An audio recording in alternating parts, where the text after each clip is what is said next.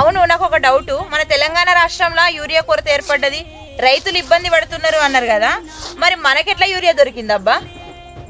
తెలంగాణ రాష్ట్రంలో 1 మంత్ క్రితం రైతులు ఇబ్బంది పడ్డ మాట వాస్తవమే. ఎందుకంటే అప్పుడు ఆపరేషన్ సింధూరు వల్ల మనకు యూరియా రావడం కొంచెం ఇబ్బంది అయింది.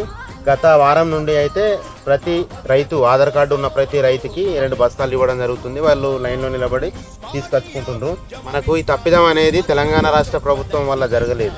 ఆపరేషన్ సింధూర్ వల్ల మనకు యూరియా మన రాష్ట్రానికి రావడం లేట్ అయింది. దానివల్ల మనం గత 15 రోజుల నుండి ఇబ్బందులు ఎదుర్కొంటున్నాం. మరి మనకెట్లా ఇప్పుడు ఆధార్ కార్డుతో తీసుకొచ్చినావా ఈ యూరియా? మనకు కూడా ఆధార్ కార్డు మీద 2 బస్తాలు ఇచ్చారు. మనకి ఇప్పుడు ఎకరానికి 2 బస్తాలు పత్తికి సరిపోతుంది కదా, సరిపోతుంది. అందుకే 2 బస్తాలు తీసుకొని వచ్చి ప్రస్తుతానికైతే ఏం లేదు కదా ఇబ్బంది? అంతగా ప్రస్తుతానికైతే వారం నుండి అయితే ఎలాంటి ఇబ్బంది లేదు.